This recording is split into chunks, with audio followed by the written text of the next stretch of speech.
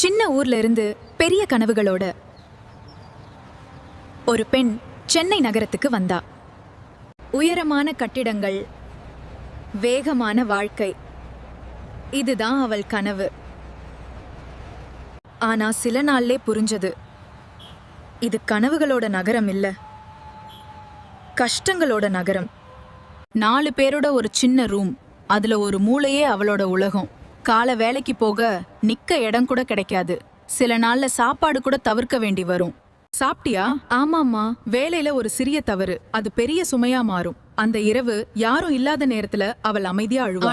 ஆனா மறுநாள் காலையில அதே சிரிப்போட மீண்டும் எழுந்து நிற்பா வேலைக்கு போக. ஏன்னா இந்த சிட்டி வாழ்க்கை விழுந்தவங்களை இல்ல, மீண்டும் எழுந்தவங்கள தான் ஏற்றுக்கொள்ளும்.